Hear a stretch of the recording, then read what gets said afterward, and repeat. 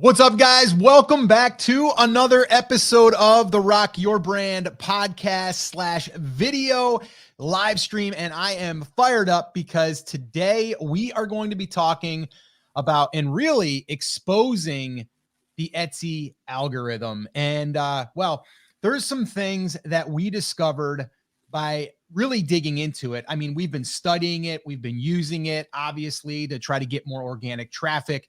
But recently, we started to deep dive a little bit to really try to uncover and expose what Etsy really does use for getting your products ranked. And we're going to walk through all of that stuff here during this podcast and really dive in and go through all of the different nuances, all of the things that we have control over, and also what we should be doing on a regular basis with our Etsy listings. So I'm super fired up. I know Chris has been doing a little bit of behind the scenes work as far as digging in to the old algorithm of Etsy.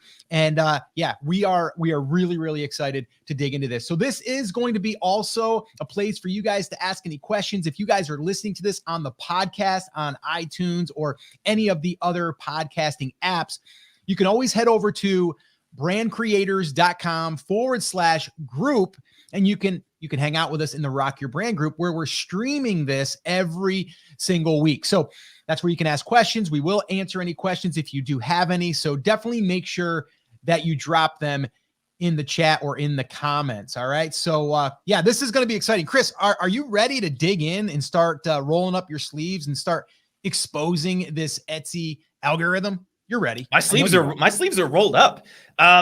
Scott, I love this topic, and you and I started doing a little bit of a deep dive into this because we've been talking about it. We've been kind of diving into our thoughts and feelings based on what we've seen, but we haven't done like a deep dive into the documentation like we did this week. And I got to say, I feel vindicated about the things that we've been saying about the Etsy search algorithm, right? You and I have talked about some of the things that most Etsy gurus people don't talk about, right? They talk about SEO, but they leave out the important stuff. And we've gotten some questions. We actually got a question last week that we now have a definitive answer to, and it happens to match the answer that we gave off the cuff, which I think is kind of funny. Just based on our experience, right? We gave our opinion. Now we actually have some documentation directly from Etsy to back that up, which I found amusing. But I think the thing that most people lose when they're looking at any of the SEO stuff, whether it be for Etsy, for Amazon, for their blog, is they forget who SEO is supposed to be for. And if you do that, then you lose out on the things that actually matter, right? SEO is not for Etsy. SEO is not for Google. SEO is supposed to be for the user. And if we start with that in mind, right, the user meaning in the case of Etsy, the person searching on Etsy to find a thing, right? If we start with that in mind, we can start to backwards engineer how Etsy would think. And it turns out, according to their documentation, that's exactly how they're approaching it, right? They're coming at this from a user perspective. And if we think about it that way, then it starts to make a lot more sense. We can figure out what actually matters and then start to backwards engineer why our listings are or are not ranking for a specific keyword or phrase. Does that make sense? Yeah, no, 100%. And here's what I want also to say here, because I know we have people that are coming into the stream or listening to the podcast that might be brand new and they don't know what SEO is. So let's just explain what SEO is. It's search engine optimization. But why don't you just cover like the overall, I guess, what it looks like as far as for the end user, but also for us as a seller, and kind of just explain that. But for anyone that is brand spanking new, when you start hearing these words start flying around, I don't want them to be unidentified because you don't know what they mean. Search engine optimization, and in this case, we're talking about Etsy being the search engine, because if you think about it, you're going to Etsy and you're searching for a product. The difference is it's a buyer's search engine. Google, for the most part, you can search for products on Google, but for the most part, you're going to Google to search for an answer, or you're looking up something. Amazon is a search engine for buyers. eBay, buyers. Redbubble, like all of those are buyer search engines. And it's really awesome because people are going there with the intent to buy. So we can actually create more, sales that way, right? Because it's a buyer's platform. So Chris, Why don't you just speak to that real quick so we can kind of just set the stage here a little bit as far as like SEO, what we're talking about, and really how it works at a high level. Yeah. So SEO, like you were saying, Scott, is search engine optimization. In this case, we're talking specifically about optimizing a listing for Etsy search, right? So making sure that it appears for the things we think our product is relevant for. And before we can dive into the algorithm and how these things work individually, we have to think about what the job of a search engine is. And you alluded to this a minute ago. You said, in the case of Google, it's to provide the best answer to the question, right? Whether you type in, grocery store because you're trying to find a grocery store near you, or you type it actually in the form of a question, Google's job when you search for something on Google is to provide you with the answer to that question. In the case of Etsy, people who are using Etsy search are not asking a question per se, they're searching for a product. So in the case of Etsy, Amazon, any e-commerce marketplace, right? The job of that search engine is to provide the customer with the product that they will eventually buy. Does that make sense? Yeah, 100%. And the thing is like, we have to understand that Etsy's very, very first thing that they're trying to accomplish is deliver exactly what that end user is searching for. And the other thing that it's doing is it's delivering the best product that they're aware of. And a lot of times it's being based off of sales velocity. And we're going to speak to that and kind of talk about like what that looks like. And, how do you get ranked if you don't have sales, right? Like we have to talk about that. But really at the end of the day, Etsy, Google, any search engine is really there for the person that is going there to use it to benefit the person. We're coming second as a seller. Yes, we're important, but it's really about the buyer and about the end user that's typing in the result, getting the result that they are looking for, the closest match. So they don't have to sift through, right? So they don't have to dig through. And that's really what they're delivering, is really giving us what we are searching for, and as quick as possible, right? And the best product possible. And there's a lot of factors that go into that. So yeah, I love that. So where do we want to go from here, Chris? Let's kind of dig into like the first area that you wanted to kind of talk about, and then we can kind of explore that. If you guys have any questions though for us on this, please put them in the comments. We will definitely answer these. We want this to be, loose, and we want it to be also beneficial to you. If you have any questions, let us know. So do that in the comments. We would really, really appreciate that. And also, if you are getting value, smash that like button or give it a little bit of love, hearts, whatever it is, whatever platform you're on. And if you're on the iTunes or the podcast, just leave a review and let us know what your biggest takeaway was today.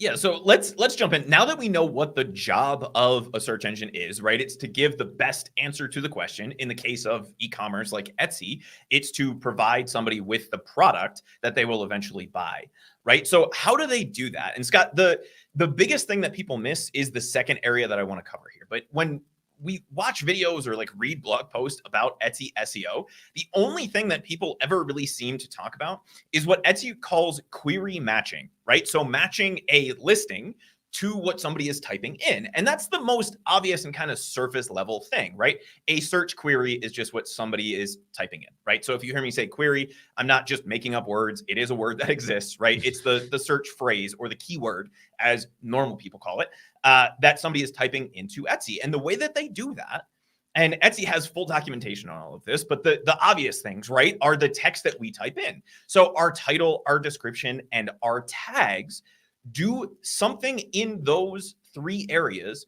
match what the person is typing in.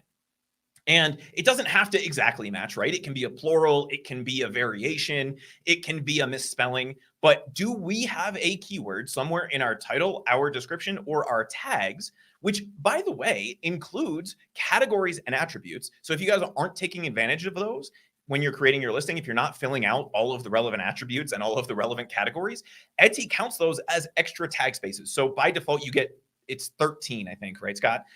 Tags that you get by default on Etsy. But if you're filling out categories and attributes, they kind of count with the same weight as tags. Does that make sense?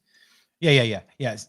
Tags they're going to give you similar weight, but again, and we have some data behind this and we're going to share that with you guys. But yeah, the tags are an extension of what your listing is about. Again, they give them to us. A lot of people have said, well, they don't really work. We don't really need them. We have proof that yes, they do use them, and yes, we do need them. So yeah. Yeah, and that's one of the myths, and I jotted down some of the myths that we've heard about this. One of the myths is that you don't need to fill out your tags. Etsy very specifically says in their documentation that they use tags, and we've seen that by adding tags in things like pay-per-click, where we weren't getting any impressions, and then within minutes of adding that tag, we started getting pay-per-click impressions, right? So they are using it. Whether it's as important as what's in the title or the description, I could make an argument there that your title is probably going to be the most important thing, and then your description, and then your tags. But you don't have to worry about that right now, right? That's kind of the surface level, and that's what everybody seems to really talk about. And most people seem to miss out on, Scott, what you and I have been kind of harping on for a while, which is the other side of this is, how does Etsy know, like if Scott and I create the same exact listing with the same title, the same tags, the same description, right? Same exact product. How do they know to rank me first or to rank Scott first, right? And the way that they do that is by doing exactly what we've theorized about, by looking at traffic and things that lead to sales, right? So traffic, favorites, sales, conversion rate, and your overall store ranking. So each individual listing has a quality ranking inside of Etsy, and your store has one as well, which is why you will often see more established stores ranking faster for more competitive products, because Etsy knows that they have a history of selling, even though this is a new listing. And that same thing, that same theory makes sense, right? Because Etsy started out as a kind of one-off handmade platform. And so if they develop something to say, hey, this person has sold in the past, why would they get rid of that? Because it is a good indicator that this person is creating quality products, right? So they look at your overall store, how well that's performed in the past. They look at the listing and how well that has performed in the past versus the other listings that say that they are the same thing. So they're doing query matching, which is the first step, right? They're matching your title, description, and tags to the keyword that somebody types in. And then they are saying, okay, it's relevant. Now let's look at who is the most likely to sell, right? And those are the two areas that we need to look at if we're being serious about Etsy SEO. Does that make sense? Yeah. It's, there's a lot to it, and I'm not going to sit here and say there's not, right? But I also think that we can't overthink it, but we also need to make sure that we are doing our very best to fill in all of the areas that tell Etsy what our product is and who it's for, and all of those things. One thing I want to say here, Chris, and we'll probably get into it a little bit later. And again, guys, like, we don't have any like 100% like we're locked into like this format for today, but I did want to bring this up. And Chris, I wanted your thoughts on this, because I'm getting ready to I was just outlining a video that we're going to be doing for YouTube. And the question is this: I have a product, all right, and I know that it's getting sales, right? Because that's always my first thing. I'm always like, well, you're going to try to rank something, but you don't even know if it's getting sales. You're just hoping that it's going to rank. You're hoping that it's getting search traffic and all of that stuff.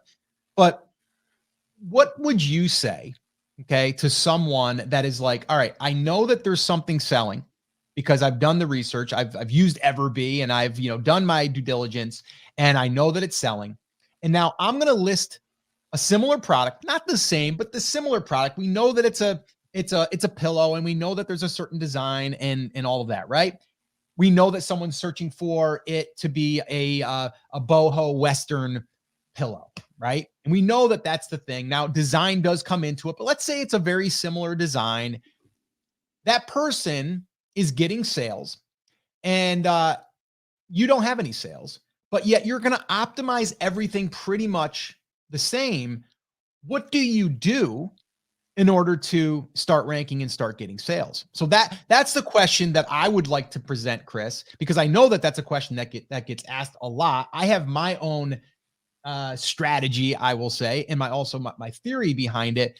But what do you say to someone that wants to start getting sales, but they don't have any sales and other people have sales? So how do I actually compete? Okay, so let me try to rephrase that question in a way that makes sense to my infirm brain. Sorry guys, I'm a little slow today. So the question that you're asking is, we're a new seller, we want to sell a boho pillow. Was that the example? and we don't have sales hit, like it's a brand new store, what do we do? Yeah. Yes. Let's call it a brand new store. Cause I know where you're going here, right? Like if we have an existing store, we have things, we're going to talk about that. Cause there is huge benefits, guys, to being able to have sales on your shop, even if you aren't selling that same thing right now and someone else is selling, that same item, but you have sales and they don't, there's a really good chance that you could outrank them, but let's not get into that right now. What I'm saying is, like, let's just pretend that, yes, we're a brand new shop. We have under 100 sales. They might have 4,000 sales, but on a variety of different things. And I want to try to compete. Can I compete, or should I not even try? The answer is yes, you can compete. And we have to think about these two factors, right? So we're not necessarily going to have a good quality score because there's no history there. And Etsy understands that that's a problem. And Scott, you and I have talked in the past about the Etsy bump, right? So like we noticed that when you create a new listing, sometimes you get impressions right away and then they kind of fall off and then they come back, right? So you can create a listing, you get pretty good placement for the first week or two, and then it kind of drops off. And then at like the 3-4 month mark in a new store, maybe it comes back to the first page and it really starts to take off. Etsy actually specifically says, if you read through their pages and pages of documentation, which I wouldn't recommend that anybody does unless you really want to get into the nitty gritty of this stuff, that they do that, right? They very specifically say they give you a bump if you don't have a quality score for that listing, because they want to have the data to compare you to the other people in the market. They don't want to shortcut you just because you don't have a sales history.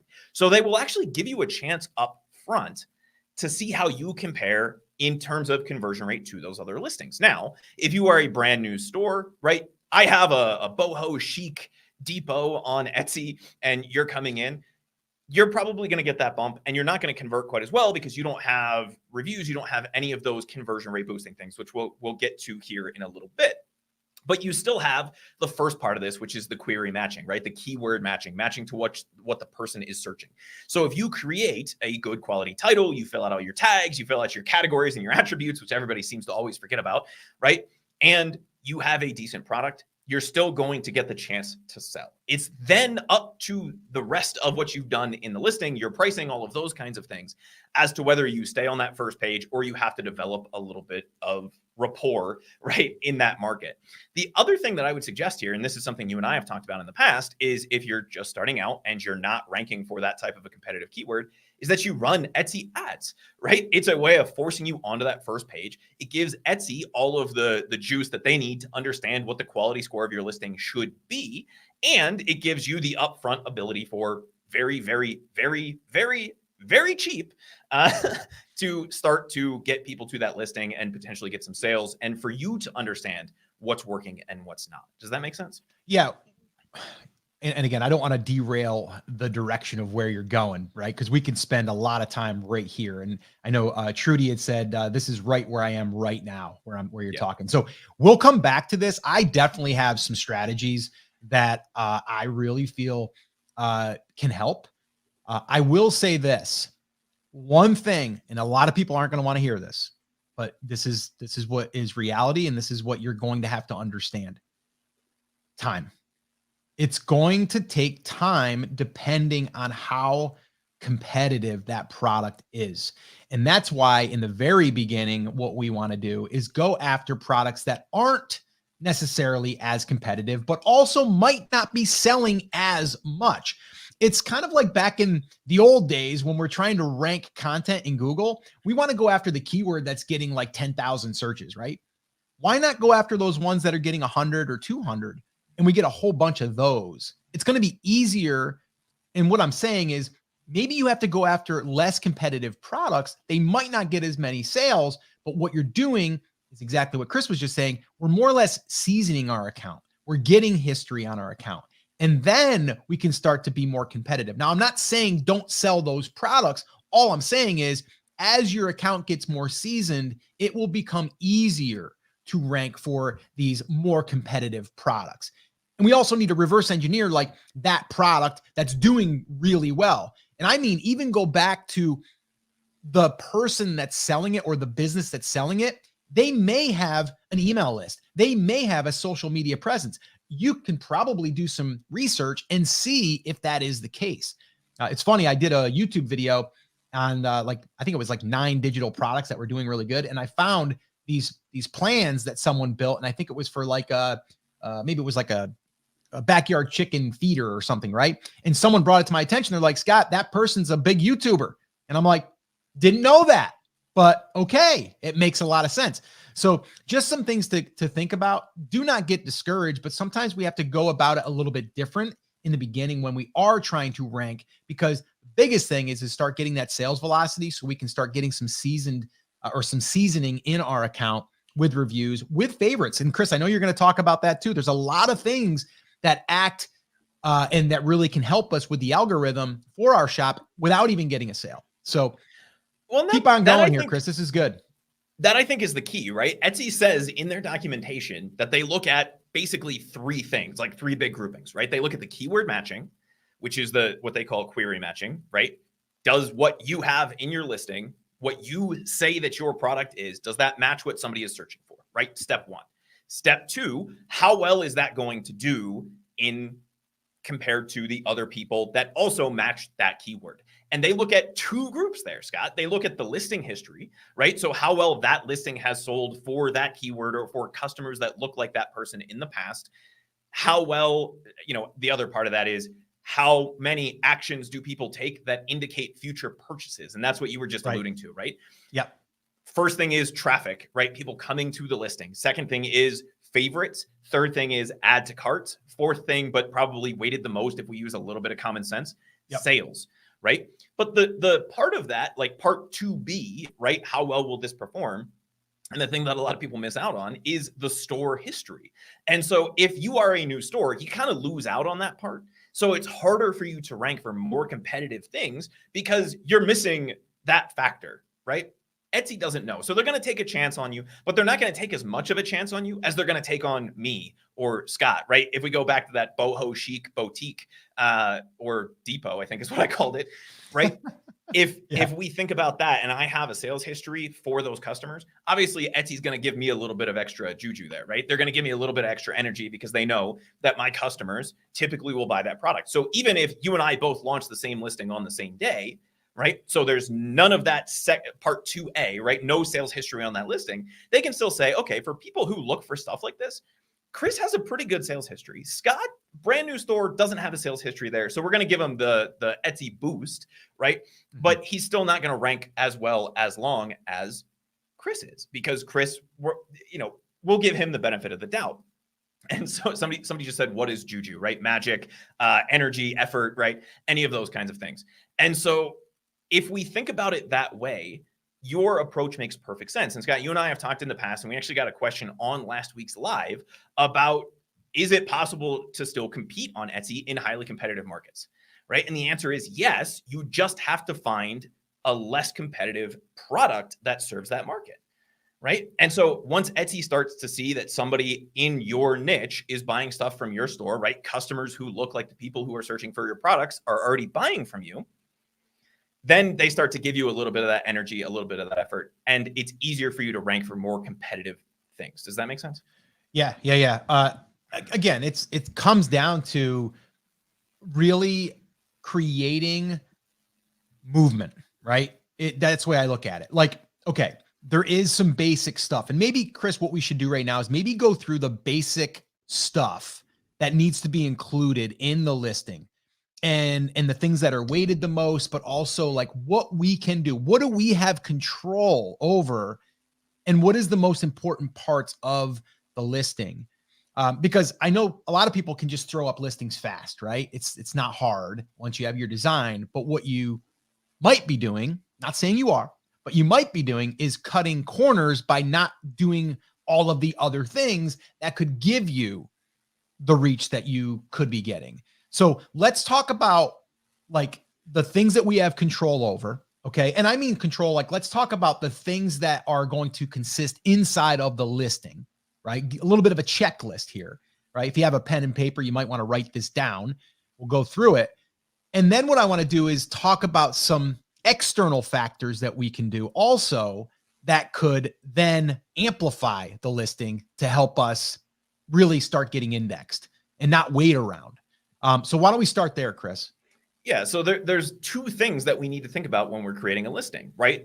We need to think about first, what happens when somebody gets to that listing, right? Are we selling our product? And those are kind of the three factors that we talked about at the beginning, right? Those are the things that are the query matching factors, right? The keyword matching factors, our title, our description, and our tags. Does our title match what people are typing in? And does the product match what people expect when they type that in? Right? So if we're describing our product and we are saying super awesome ceramic avocado mug, right? Is this what somebody would expect? I know for me, it is, right? If they're expecting a whole avocado, right? A mug made out of avocado, and we can see that by just going to Etsy and typing that keyword in and seeing what's ranking, right? Then that probably wouldn't be the right product for that title. We would have to come up with a different title for that product. Right. And so the way that I would be creating titles is by looking at the main keywords in the market, and lots of tools like Everbee, eRank, everybody gives you keyword search volume, right? It's all an estimate. And we can start with that. But what I would be doing is I would be looking at the titles of the top selling listings, which the easy way to do that, type in your thing, right? Ceramic avocado mug, and then run something like Everbee, and you can see which ones are selling the most, and then just look at how their title is formatted. What are the keywords that they want to rank for? What are the things that they are trying to match to customers? And if it is the top selling listing, that is the route that I would go. I'm not saying copy their title directly, right? But what we want to do is try to capture those main keywords in that title. And I would go after them in the title, right? The longer tail stuff, I would go after in the tags and potentially in the description. So if we're looking at what are the main things that people are typing in, we can get that by looking at the Etsy search results, looking at the top selling products, not even the top ranking ones. Because remember, Etsy's looking at all of these different factors, right? The top selling products, and see the keywords they are going after. We're then going to model that with our title and add any of the longer tail stuff. So maybe ceramic mug isn't in anybody's title, but I want people to know that this is a ceramic mug, right? So I'm going to put that in the tags, or I'm going to add that into the description, the things that are weighted less, right? Once we have the title written, we have the description written. The description should have keywords in it, right? Take a look at the top selling products, but it should also be there to sell the product. What are the benefits, or what makes your product different from everybody else's? That's the place to do that, right? We're not going to do that in tags. We're going to do that in the product description itself. So we want people to know that this is a 12-ounce white ceramic mug with a beautiful, happy dancing avocado and the name Chris on the back, just so that I don't get it confused with all of my other dancing avocado mugs, right? We're going to include those things in the description. And then any of the less searched terms, but more, still important things that people should know, that's what we're going to include typically in the tags. Does that make sense? Yeah.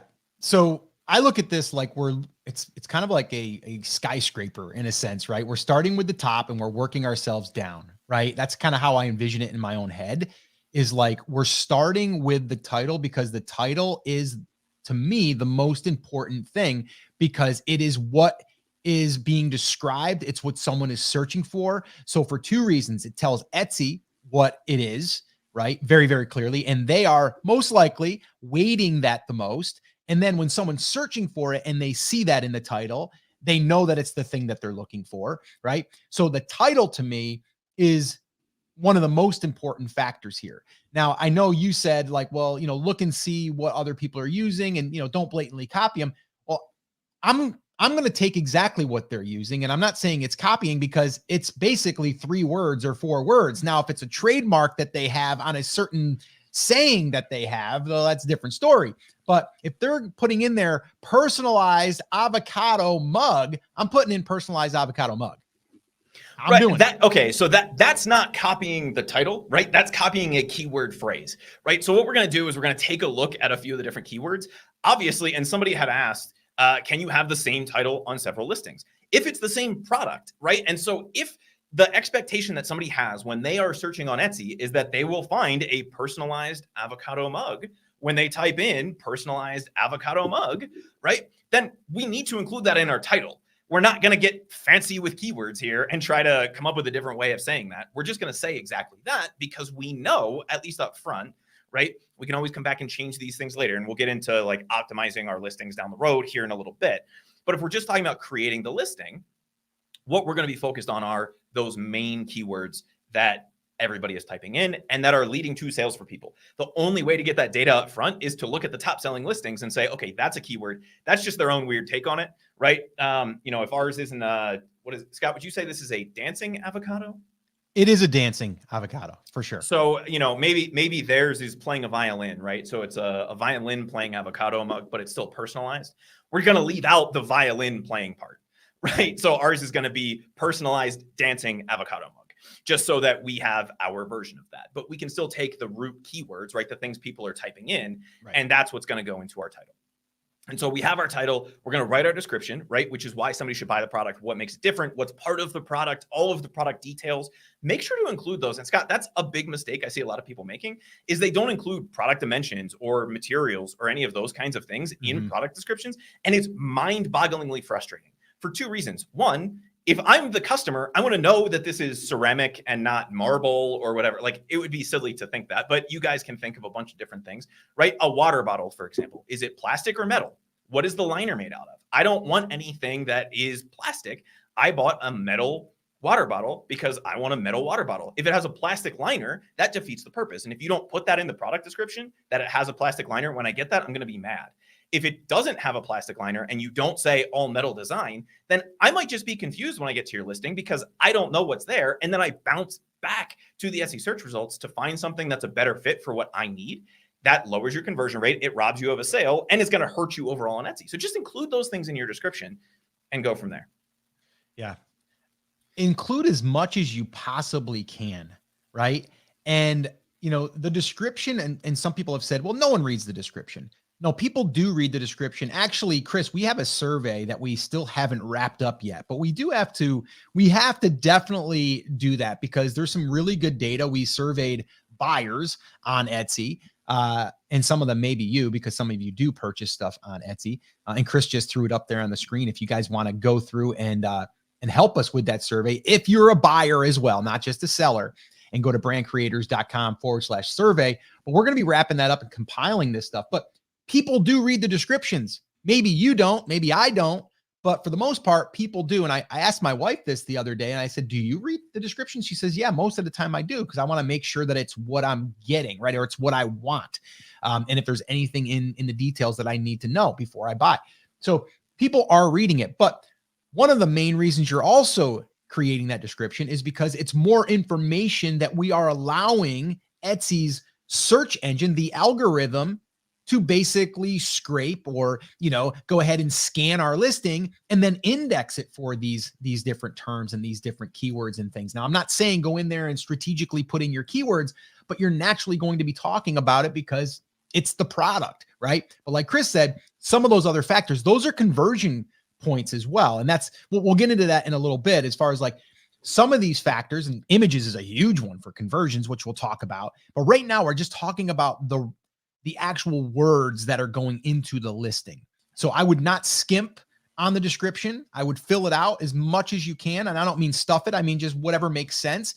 I would also say one little tip here is to break it. So like if you are, talking about the size of it, that's fine. Or maybe you have different sizes that you have. Maybe you're selling art prints or something and you have it in an 8x10 and 11x14, whatever. Maybe just put up there print sizes available. Even though it's in your listing in a drop down or whatever, you still want to include that stuff in there because someone might be searching for an 8x10 boho Western art print, right? And now the 8x10 is inside of that listing, and now you'll come up for that when someone else might not. So it's a really great place to put those additional keywords as well as your tags and things like that. Well, and you mentioned this before we move on, right? So that's kind of step one. That's the first thing that we have control over, right? Title, tags, description. You mentioned the survey that we're running, and obviously the data is not finalized yet, Scott. But one of the questions that's in there is how important are easy to understand product descriptions to you making a purchase decision, right? It's a scale of 1 to 10. Right now, as of recording this, and there's several hundred people that have taken this survey. Let me do some quick math here, Scott. 43.8 plus 23.1 plus 13, right? 79.9% said that is an 8 out of 10 or higher in their purchase decision, right? So if they can't find something, if they can't get their question answered, yes, 20% of people might send you a message and say, hey, does your metal water bottle have a plastic liner. But the other 80% of people, if that's not in your description, they're gone. So fill that out, right? Etsy is giving you those things for a reason. They're giving you the categories. They're giving you the attributes. They're giving you the description because people want to see those things. It's silly not to fill it out. Now, Scott, I'm strategically lazy, right? Like I wouldn't want to hand write that every time, but guess what? Once I create one product description for this, if I have a different design, right? So I create that violin playing avocado. All I do is I take the rest of that, right? Because all the product details, all of those things are the same. Yep. You copy that, and then you change the top. Yep. Right. That's it. Yeah. The hardest part, Chris, is building the first one. If you have multiple products of this, and I mean, it's always gosh, it goes back to construction days, guys. I mean, some of you know I used to do construction when I was like, in my 20s, and the prep of the job is always the hardest, but then once it's done, everything else goes really good. And it's the same thing here. It's like you prep it, you get one done. Now you can basically copy it or clone it and then just change a couple of things, right? Maybe your images, maybe whatever, but really spend the time here because this is the asset, right? This is the digital real estate that we talk about that's living on Etsy. That is your sales page for that product. Then we have to think about, Scott, part number 2, right? So this is part number 1. That's what everybody always talks about, right? Let's create a good title, description, fill out your tags, right? Some people will say, oh, they only do two words at a time or whatever. You don't have to fill out all your tags. We'll get to some of those myths in a little bit. But once we have that title, description, and tags filled out, we have to think about factor number 2, which is that quality score, right? The listing quality. And even if we don't have sales data yet for that listing, even if this is our first listing, we have no store sales data that could help us contribute to that. We have to think about the factors, Scott, that will affect that once Etsy gives us the chance, right? So remember, there's 2 sides to this. There's the query matching, which is matching your title, description, and tags to what somebody's typing in. And then there's the listing quality score. Well, the listing quality score is designed for Etsy to understand what will happen if they show someone that listing. What is the very first thing that Etsy can use as an indicator that your listing could lead to a sale? And we mentioned sales are an important portion of that. Add to carts are an important portion of that. Favorites are an important portion of that. But what's the very first thing? The very first thing is traffic. So what are the things that we can do when we are creating our listing to capture as much traffic as possible? We don't have a ton of things that we can do, but we have to think about what would lead to people clicking on our listing from the Etsy search results, right? If we don't have that factor, this is a brand new listing, we have to spend at least a little bit of time thinking about the things that will lead to somebody to click on my boho chic boutique depot pillow versus Scott's boho chic pillow, right? And the number one thing that we have control over there are the images, right? If we're a brand new store, we can't be a star seller. We can't be any of those kinds of things. But there's 2 things that we can do on any listing to start to do that. The very first thing is images. And Scott, something that a lot of people miss out on, and Etsy talked about this specifically in their SEO update in January, autoplay videos. Yeah. Right. And if you put the video in, it basically becomes that first image, regardless of what you put in that first image spot. And it will autoplay inside of the Etsy search results. So if we aren't adding video, that would be definitely something I would start to include in the listing creation process, even if it's just creating like a GIF, right? Yeah. So that there's something there. It's actually, okay. So the first image is always the first image. The second placement of the image is that. And so what happens is your thumbnail, your main thumbnail is there for like static. And then if you're scrolling, it'll start to play. So it's first image, then it's a video slot. If you have a video, if you don't have a video, it won't go there. And then from there, you have all of the other additional images, which I do believe is a great thing, because if people aren't willing to create the video, it allows you to stand out when someone is scrolling. So yeah. And that is an important thing that people miss out on, right? And again, looking at our survey data so far, most people are saying that it doesn't influence their purchase decision all that much.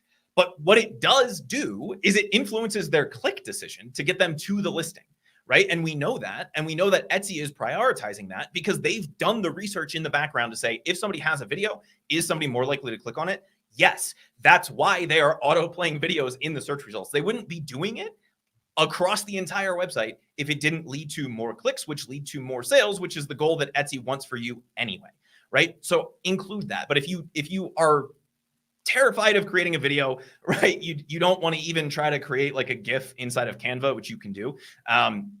Which, if you don't know what a GIF is, it's basically just a couple pictures back to back, right? Think of it as like a really short, like a flip book, right? Yeah. You could do that very easily in Canva. But even if you don't want to do that, we need to look at what's working and what's not in terms of the listings that are selling. So again, we're going to go back to our friends over at Everbee, right? We're going to run Everbee. We're going to look at the product analytics. We're going to see which listings are selling best. And then we are going to see what are the components of that image, right? Because we know that is the image that's showing up. Obviously, if they're a top selling product, they're getting a good amount of clicks from Etsy search, right? And so we're going to take a look and then model what they are doing for that first image. Does that make sense? Yeah, it's really important. I mean, the images are so important. And I think if someone is questioning why they are not, maybe they're getting views. I've heard this too, where people are like, I'm getting views, but I'm not getting any sales. Well, there's a couple different factors and we can dig into that as well. But I mean, one of the main factors is are your images good, right? And are your mockups good? Because that is all that they can really judge the product on. I always tell people, like, if someone had a brick and mortar shop, you could walk in there and touch it and feel it and see the quality of it and all that stuff. We don't have that with an online store, right? We have to show it up close, maybe different pictures of the seams, like whatever. Like, we want to show that. If you had a video where you actually had the product and you're unzipping it, or you're wearing it, or you're showing it coming out of the dryer or whatever, right? Like, you have some action and you have some real use so people can see it up close. It's funny. I was looking at a t-shirt design the other day that someone was selling. I was using it as an example and it was selling really, really well. And the image looked really good, but people were posting reviews and the reviews on the pictures looked horrible. And so I was like, that's another thing. You don't want your images to not look like your product, because that'll leave you with negative reviews. And then those negative reviews are going to hurt your sales. Another conversation. But all I'm saying is your pictures are very, very important to get the click, but to also get the sale. And if you have video in there, that's just it's going to, number one, give them something else to look at. But even if they don't look at it, it's going to get the attention as it's auto playing as people are scrolling. So I think that one's a really, really big one for anyone that is not currently doing that. And there's some arguments. Some people would say, does that help you? Does Etsy actually push your listing a little bit because you have a video in it, because you've fully optimized your listing? Don't know that for sure, but I would think so. I would think that they have a little checklist in their algorithm. And if it sees that, it might go, yeah, let's go ahead and give that a little lift on that. I mean, free shipping, Chris, we'll talk about that in a little bit. Again, I mean, Chris found some stuff out that we're going to share with you guys. Like, I didn't even realize that it was actually in the documentation. So we definitely want to dig into that stuff. So stick around. Chris, before we move on, let's answer a few questions here. I know we got some questions coming in. Again, if you guys are on the podcast and you want to be part of this, you can always head on over to brandcreators.com/group. That'll take you over to the Rock Your Brand group. If you're on YouTube, you can always subscribe to the channel. You'll get notifications there when we go live. We go live once a week, at least once a week. Now, we actually are talking about possibly doing something along the lines of a tech day where we talk a little bit about this new thing that we're looking into called AI, right? I mean, you guys all kind of know a little bit about that. Yeah, actually, Scott, since we're on here live, let's just ask, if you guys would be interested in us talking about the new tools and tactics that are coming out that will help people with print on demand, with doing things on Etsy. Let us know in the comments.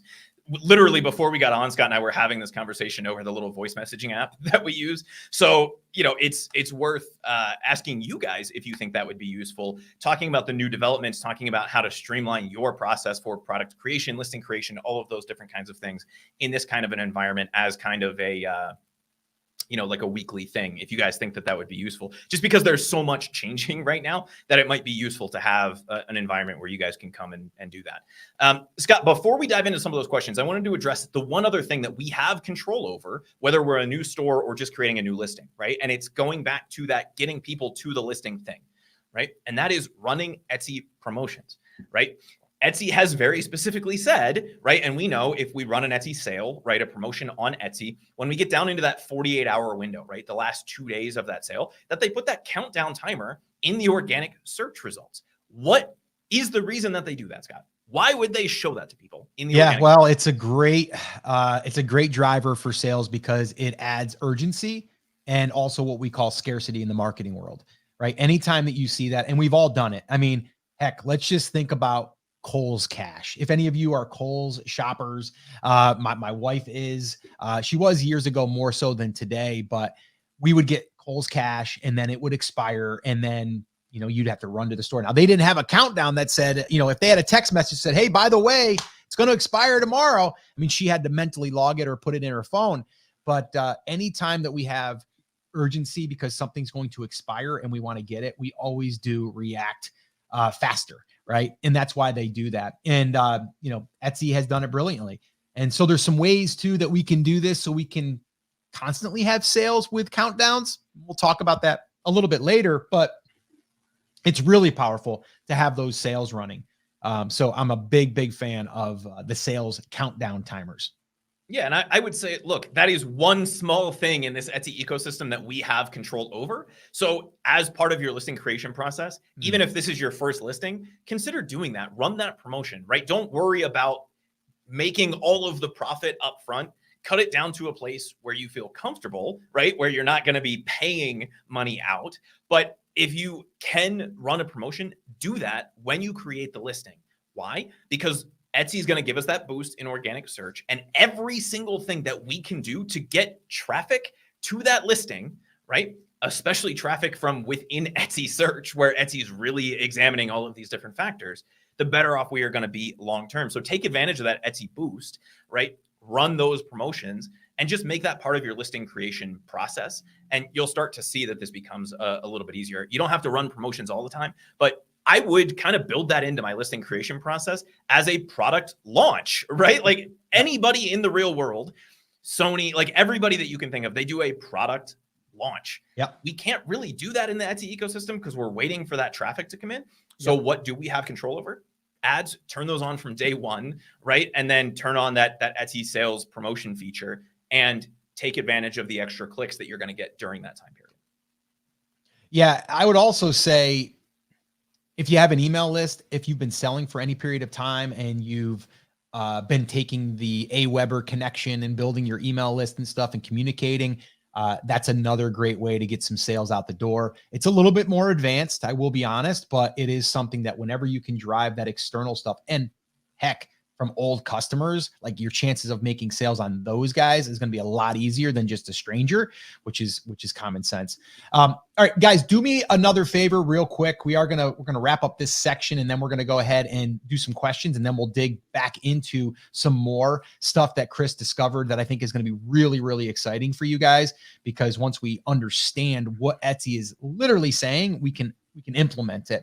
But do me a favor. If you guys are finding this valuable, give us a little love, smash the like button, leave us a comment, let us know if you have any questions. Also share this if you are on any of the social platforms. If you're on the podcast, well, you can just head on over to iTunes, leave us a review over there. Let us know what one of your biggest takeaways is right now. But yeah, we just want to get this out to more people that are selling on Etsy that could benefit from this. And that's really our whole goal here, is to come on here and provide you guys with some value. So let us know if you guys are getting value, and also give us a little love by smashing that like button, give us little hearts or whatever you do on the, whatever app you're watching this or listening to this on. That would be awesome. Chris, let's answer a few of these questions. I think the one I want, because we were just talking about it, and I'm going to go a little bit out of order here, is on the sales stuff.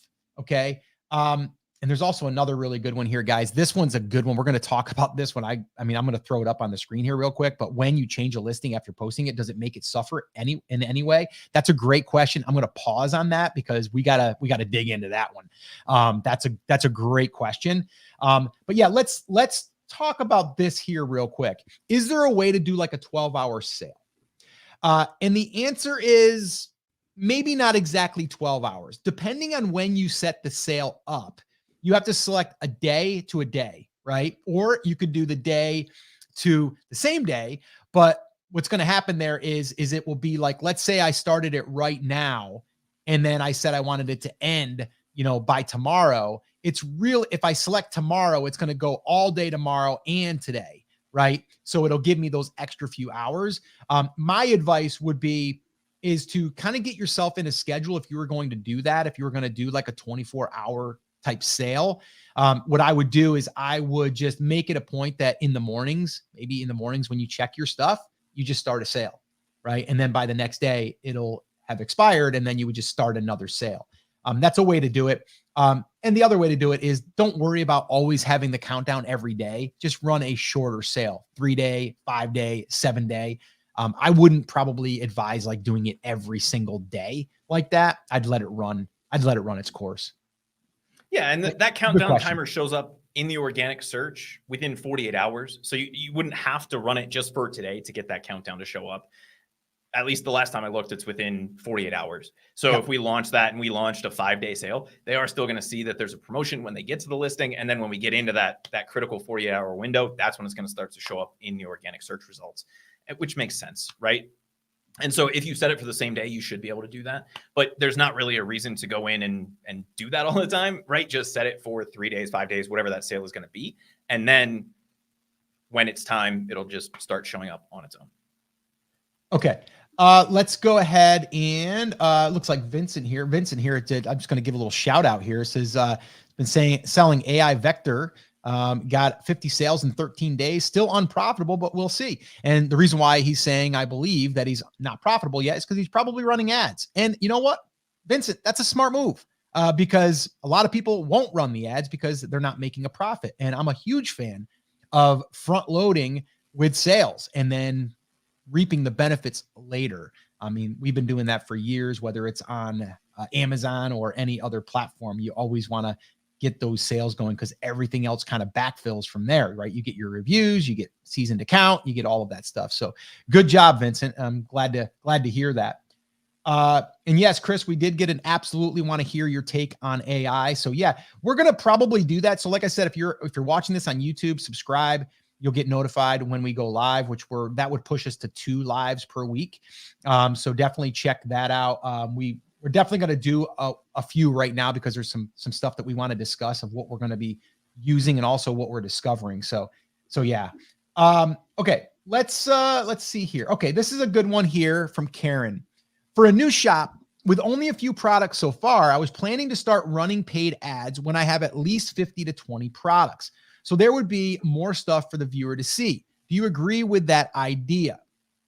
It's not a bad idea, but I would say whatever your product is that you feel has the most demand, the most search, all of that stuff, I would let that be the thing that I drive awareness from, right? So I would run ads on that product. Okay. Now, one little tip here, I don't have the share feature engaged right now where I can actually show you my screen as far as inside of the Etsy account. But if you go into your Etsy listings, there's a little toggle there, a little slider that will say, I believe it is something along the lines of like show data or show views or something like that, right? It's a little toggle. And if you click that, it will literally show you how many views you've had and how many favorites it's had. And the reason why that's important is because it will show you what has potential right out of the gate. And so you can kind of look at that as like, okay, what's the ratio between like views and favorites? But also it shows you that there's something there that is getting good traffic right out of the gate. And that might be something to amplify. So I wouldn't wait. Like, I guess that's what I'm saying. Like, I wouldn't wait on anything. I would get some products going and I would start figuring out what ones had the best potential. And I would even just start it with $1 or $2 per day. Start getting in the algorithm, start getting indexed faster. And one thing we didn't talk about, which Chris will talk about this in a little bit, is, and really it's a theory. We don't know if it's accurate, but like, will Etsy give us a boost in rankings because we're spending money in the Etsy ads platform, right? That's something that we'll definitely need to dig into. Yeah, let's just talk about that, right? Okay. In my mind, it would be silly for them to say this person is spending money, let's reward them organically. However, if we think about that listing quality score perspective, right, I don't think it's a direct ranking factor, right? Just because you're willing to spend money doesn't mean anybody cares about your stuff. But the indirect side of that, Scott, is you are getting all of the things from paid ads that Etsy is looking for to give you that listing quality score, right? You are getting traffic. That traffic is then turning into sales and favorites and add to carts, right? And so if we're getting those things, Etsy then goes, okay, yeah, they're paying. So maybe they don't weight it as much, but they're still going to look at those things and say, this listing sells when people get to it. Let's get more people to it. We love our 20-cent listing fee, but that's not what we're about. We're about that transaction fee, right? We're about all of those things. And so it follows logically that even if they don't give you a direct boost for handing them ad money, which in my mind would be a little counterintuitive if you're thinking about serving the best product versus the most paid for product, right? It does still logically follow that will give you all of the signals that Etsy is looking for to rank you organically, right? And it's a way to shortcut that process. And if our listing doesn't have traffic, it doesn't have favorites, it doesn't have sales, it doesn't have add to carts, then they can't give us credit for any of those things outside of, well, Chris's stuff typically sells pretty well, right? So they give us that store boost, but we still lose out on that listing quality part until we start to get traffic. And so if we can shortcut that with ads, it makes perfect sense to me to run ads to get those initial signals over to Etsy. And then we can pull back, or if the ads are working, right, we just let them continue to run, because I would rather have a paid ad spot and an organic spot than just the organic spot. Yeah. No, I love that. Lynn asks, is it ideal to have the same long and short tail keywords in the titles, tags, and descriptions of your multiple listings if they are the same product, like all mug listings? Thank you in advance. I think you addressed this, but I kind of wanted to just dig in a little bit deeper. And I think what Lynn is asking is like, okay, we have the same listing. We're going to just clone it and just make it identical. If it's identical, but there's just, for whatever reason, you are listing it again for maybe it's a different size and you didn't want to create another variation on a listing. There are pros and cons to doing that. And I've heard people say like, well, and I wouldn't say like create a listing for your small, your medium, and your large, right? Like that would kind of be silly. But if you do have one that's like a different style, like if you were selling like certain horse breeds, right? And you didn't want to have the listing come down where people would select in the drop down different horse breeds, it might make more sense to create separate listings. I don't know personally if Etsy weights that differently, a separate listing versus a variation. Don't know. And Chris, maybe you have some thoughts on that, but what I would probably say in something like that would be, yes, create a new listing. So that way there you get that full listing out there. That's like another asset that's leading people over to your shop. Yeah. Our general guidance, I think on bundles or on variations kind of makes sense, right? Where if it's something totally different, so dancing avocado versus violin playing avocado, right? Then that would be a different listing.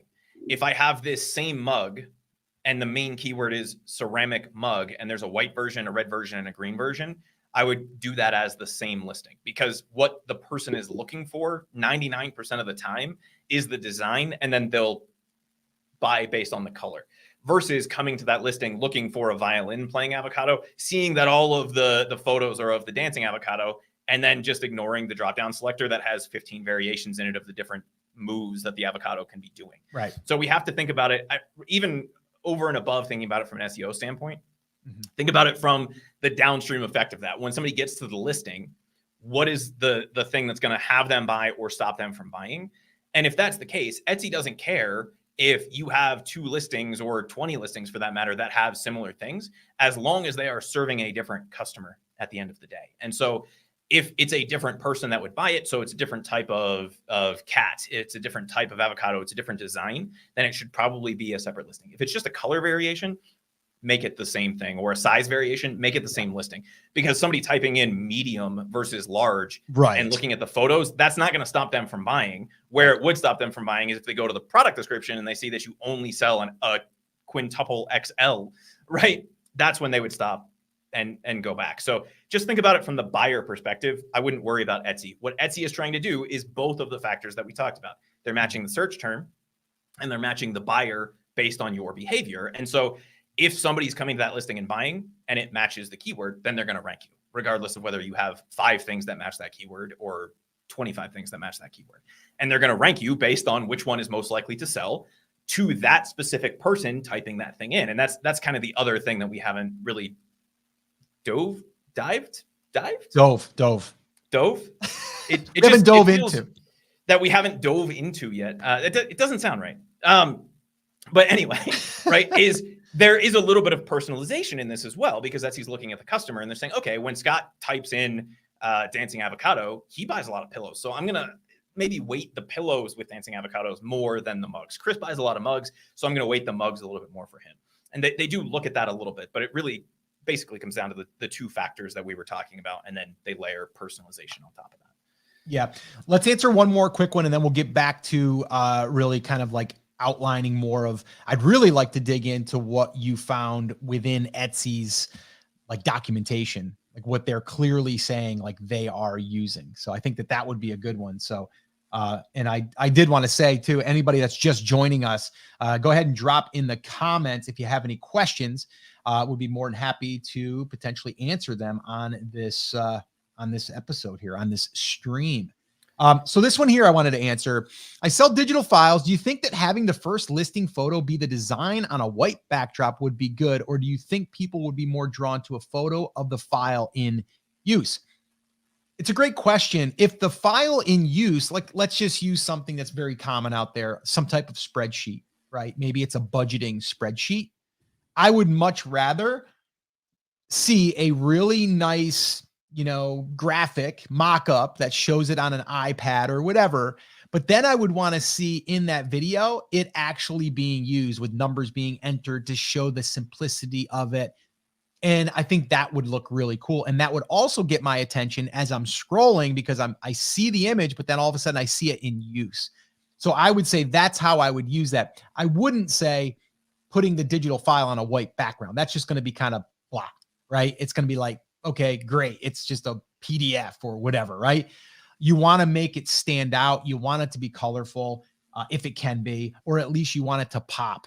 And then having the video, that's going to actually show it being used, which is really, really effective, I believe, because if it's something like that, people want to see it in use. All right. Let's do that real quick, Chris. Let's go into what Etsy has confirmed of what they are actually saying. This is what we want, and this is what we are using to rank you. So there's those 2 main categories, right? The does it match what somebody's typing in, and then what happens when somebody comes to your listing, right? Compared to all of your competitors. But the other side of this, Scott, and there's a lot of myths that have floated around, including, we got a question last week about a strategy that an Etsy guru had put out about a low upfront price with a high shipping cost. And there are some things that Etsy very specifically says in their search engine handbook that contradict that directly. In fact, Etsy very specifically says, Scott, that because customers prefer free shipping, if you offer free shipping, that gives you a little bit of a boost, which kind of makes sense when we think about it from the other perspective, right? What is the job of Etsy? To serve the product that the person is most likely to buy, right? That's the job of the search engine. And so if they're looking at that quality score, they know that listings with free shipping have a higher conversion rate, which is part of that quality score. So if you offer free shipping, Etsy gives you a boost, right? Not to say that you should offer that on every single product, but anywhere that it makes sense, if you can do that, you do get a little bit of extra love from Etsy. Is that the kind of stuff that you were talking about, Scott? Yeah, there's that. And I want to talk about the shipping thing. I think that one's a really important one. That was the shipping thing. Well, I know, but I wanted to dig in a little bit deeper on okay. the free shipping thing. Because you covered like, okay, that's what they want. But for a lot of people, they're building it in and thinking, though, even though they offer low shipping, it's as good, right? Like I want to really focus on, like you said, like they're saying free shipping, give them free shipping. Don't just give less shipping. Like even if you say, well, I'm going to build in $9 and I'm going to charge $1 or whatever, it's still not as effective. So the free shipping is like what you're saying, like they're saying, like free shipping is going to help you, is going to rank you higher. What else would you say inside of the documentation that a lot of people they're either like, well, I don't really know if that's true. I don't know if that's accurate. So there's a bunch of myths that we hear all the time. Let's go over them. Yeah. Is that low cost, high shipping thing, right? Which, yes, that might get you more clicks from Etsy search, but it lowers your conversion rate, which then hurts you long term, right? Additionally, you actually get a lower placement by default from Etsy because you're charging not just shipping, but high shipping, right? Using that strategy. So that's something that I would avoid. Scott, in terms of titles and those kinds of things, right?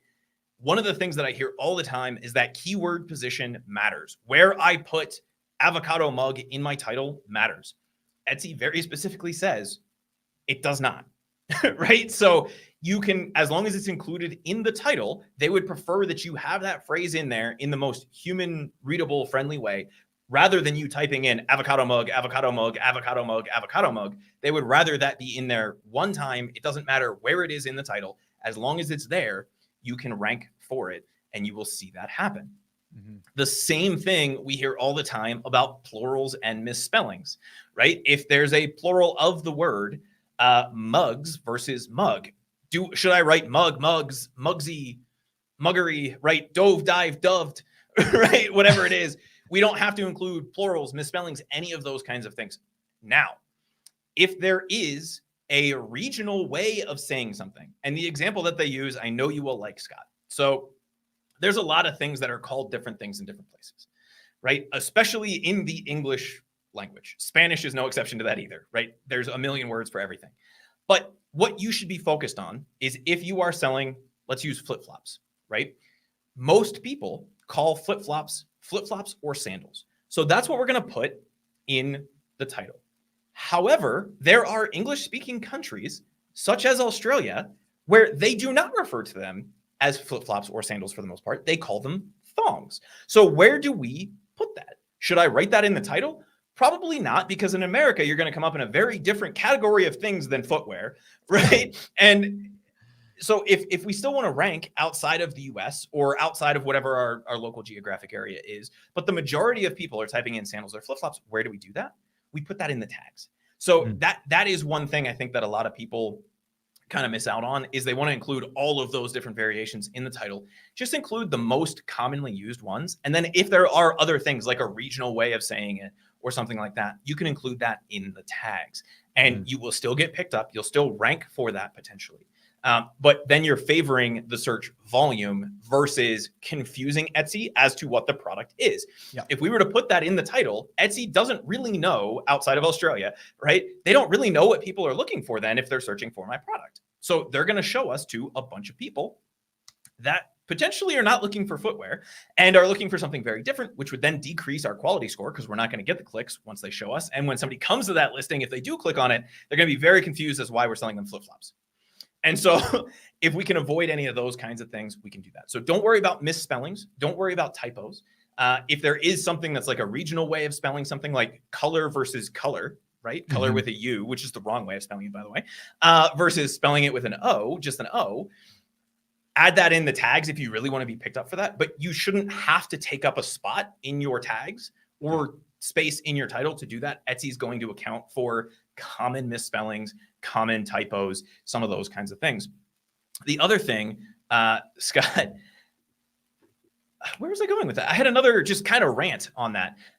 So misspellings, plurals, don't worry about that.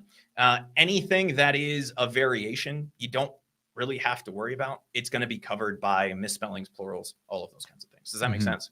Yeah. Okay, let's here's a question that came in and I wanted to answer it. This is from Vincent again. Is there any change since the Etsy website update that I can't see where people search for on my ads? I asked Etsy, but I only get general answers. Currently, I'm seeing it, so I'm not quite sure, but I will say this for anyone that is listening and doesn't know what we're talking about. this is another great thing, and the reason why you want to run ads in the beginning, even if it's only $1 per day. And that is, we are able, at least I can still see it. We can see where the search came from an Etsy ad. And we can see it's actually either in the title or the tags. This is where we know that tags are being used, because we can clearly see it in our Etsy ads. We can see the searches that came through. And then the other thing that we can do with our Etsy ads is we can start to understand what other things people are searching for. And then we can say, okay, maybe we need to put that in our description. Maybe we need to use it in our title. So those are some things that is, to me, that is the best way to know exactly what people are searching for on Etsy versus any tool. And any tool creator will tell you those are their own algorithm that's being created. I say their own, a tool. So even Everbee has their own keyword research tool, and Sales Samurai is another one. eRank is another one. Any of those, they're all doing it based off of, an algorithm that they've created. Now it's really good. It's probably close, but it's not exact. If you want exact for like certain keywords, and not even it's exact, like that's how many are being done, but how many are being done that you can see that you're being visible for, even if you're not getting sales. So that's a really, really big thing. So if you're not running ads and you wanted to turn it on for a week and spend $7, $1 a day, you're going to start getting information, and you're going to start getting data that will allow you to see what people are actually typing into Etsy that are landing on your on your listing. It'll also show you that you're being indexed for that stuff, which is really important. So then you can kind of like validate your own optimization and say, oh, I wanted to show up for, whatever, avocado mug, right? And you're not seeing that, but you want to rank for that. Well, you know that you're probably not being indexed for that. And so it can give you a little bit of intel there. So that's what I would say on that. And while you're answering this, Chris, I'll go look real quick in my account, make sure that I can still see it. Yeah, the last time I looked, that was still there. So the answer is we just have to look at that. But we can also now start to see some of the organic search data as well. So if the listing exists, then you could look there as well, and you're going to see the data inside of the listing. The other thing, Scott, and you mentioned this, I think it's the show data toggle just in your main dashboard when you're looking at the listings. Yeah, that will give you some really cool information about the things that affect that listing quality score that we talked about. Mm-hmm. The number of visits, the number of views, the number of favorites, right? And the number of purchases, and give you an idea of how to optimize that listing and how it compares to the other things in your store. There were two other things that I wanted to address in terms of myths. And then I know we have a bunch of questions that we're going to get to. Can I call time out quick? Yeah. I'm in the account. So I wanted to just kind of give a little play-by-play. It is still there.